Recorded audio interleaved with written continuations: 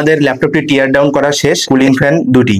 তো ক্যামেরাটা আমার কাছে তুলনামূলক কম মনে হয়েছে এবং স্পিকারের সাউন্ড কোয়ালিটি তুলনামূলক অন্যান্য যে কোনো ল্যাপটপের তুলনায় কম।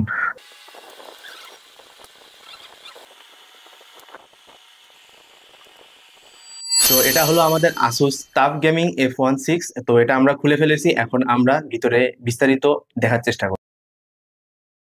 তো আমাদের ল্যাপটপটি টিয়ার ডাউন করা শেষ এবং এখানে আমরা দেখতে পাচ্ছি যে কুলিং ফ্যান দুটি এবং কুলিং সিস্টেম আমার কাছে যথেষ্ট ভালো মনে হয়েছে। এখানে আমরা কুলিং পাইপ দেখতে পাচ্ছি, একটা, দুইটা, তিনটা, চারটা, পাঁচটা। তো পাঁচটা আমরা কুলিং পাইপ দেখতে পাচ্ছি এবং এটাতে এসএসডি রয়েছে 512 জিবি এবং চাইলে আরো একটি এসএসডি এখানে স্লট আছে, আপনারা চাইলে আরো একটি লাগাই নিতে পারেন, অর্থাৎ 1 TB এটা সাপোর্ট করবে। 512 লাগা আছে এবং আরো একটি লাগানো যাবে। আমাদের র্যাম স্লট গুলো এখানে রয়েছে, এখানে আমাদের একটি 16 GB র্যাম লাগানো রয়েছে এবং আমরা চাইলে আরো একটি 16 GB র্যাম লাগাতে পারবো। এবং যেহেতু এটা নতুন তাই আমরা উপরের হিট পেপারটি না খুলি, এটি হিট পেপার দিয়ে লাগানো রয়েছে। এবং এটা হলো আমাদের ব্যাটারি এবং আমাদের ব্যাটারিটি হলো 56 ওয়াট আওয়ারের একটি ব্যাটারি এখানে লাগানো রয়েছে। এবং এখানে স্পিকার দেখে মনে হচ্ছে দুইটি স্পিকার, কিন্তু এইটাই আসলে স্পিকার, কিন্তু এটি স্পিকার আমার কাছে মনে হচ্ছে না। এটা আসলে যে কি আমার সঠিক ধারণা নেই, তবে এটি স্পিকার। কুলিং এ এখানে 4টি এক্সস্ট ব্যবহার করা হয়েছে, এপাশে একটি এক্সস্ট, এপাশে একটি এক্সস্ট এবং পিছন দিকে আমাদের দুটি এক্সস্ট এখানে রয়েছে। এবং হিন্স গুলো অনেক ভালো মনে হচ্ছে এবং হিন্স গুলো চাইলে কোনো কারণে যদি হিন্স গুলো নষ্ট হয় তাহলে এগুলো আসলে চেঞ্জ করা যাবে। দুপাশে দুটি হিন্স রয়েছে আমাদের। আমরা যদি এখন পোর্টস এন্ড বাটন গুলো দেখি, তো এখানে দেখতে পাচ্ছি এটা চার্জারের একটা পিন, এটা হলো 240 ওয়াট পর্যন্ত সাপোর্ট করে।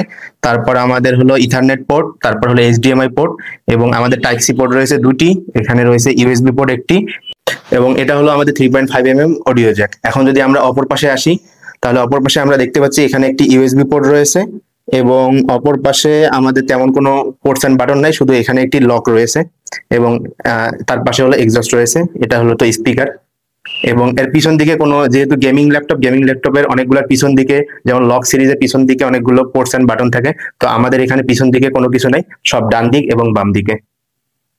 তবে ল্যাপটপটি যেহেতু গেমিং ল্যাপটপ, এক্ষেত্রে কিছু কমতি জিনিস রয়েছে, সেটা হলো ক্যামেরাটা আমার কাছে তুলনামূলক কম মনে হয়েছে এবং স্পিকারের সাউন্ড কোয়ালিটি মনে হয়েছে এটা একটি স্পিকার ব্যবহার করা হয়েছে এবং স্পিকারের সাউন্ড কোয়ালিটি তুলনামূলক অন্যান্য যে কোনো ল্যাপটপের তুলনায় কম। তো এখানে একটা, যেহেতু গেমিং ল্যাপটপের আমরা ক্যামেরা নরমালি একটু কোয়ালিটি কমই হয়, তো এটারও কোয়ালিটি কম, তবে স্পিকারটা চাইলে এরা একটু ভালো করতে পারতো। আমার কাছে এই দুইটা জিনিস কম মনে হয়েছে। এবং ব্যাটারি ব্যাকআপ, গেমিং ল্যাপটপ হিসেবে ব্যাটারি ব্যাকআপ মোটামুটি ভালো মনে হয়েছে। আমরা এখনো সম্পূর্ণ টেস্ট করিনি, তবে 4 ঘন্টা যদি আমরা হেভি গেমিং না করি তাহলে 4 থেকে 5 ঘন্টা বা 4 ঘন্টা আমরা ব্যাকআপ পাবো আসলে এখান থেকে। এবং যদি হেভি গেমিং করি তাহলে সেক্ষেত্রে আমাদের 2 ঘন্টা হয়তো বা ব্যাকআপ পাওয়া যেতে পারে। তো এটা সম্পূর্ণ টেস্ট করা হয়নি, তো টেস্ট করে আমরা এটি পরবর্তী কোনো এক শর্টসে অথবা ভিডিওতে জানাবো। আমাদের যে ল্যাপটপের হিঞ্জ গুলো রয়েছে, তো হিঞ্জ গুলো একটু বাইরের দিকে, যদি কোনো কারণে ল্যাপটপটি পড়ে যায় তাহলে হয়তো বা হিঞ্জ গুলো ক্ষতিগ্রস্ত হতে পারে। তো আমরা এটি খুলে দেখার ট্রাই করছি এবং বিস্তারিত বলার ট্রাই করছি এবং আমরা এখন ল্যাপটপটি আবার সেট করব। তো এই ছিল সম্পূর্ণ বিস্তারিত। আপনাদের যদি ভিডিওটি ভালো লাগলে অবশ্যই আপনারা চ্যানেলটি সাবস্ক্রাইব করবেন এবং আপনারা চাইলে আমাদের ফেসবুক, ইউটিউব এবং ইনস্টাগ্রামে যুক্ত হতে পারেন। তো ধন্যবাদ সকলকে ভিডিওটি দেখার জন্য।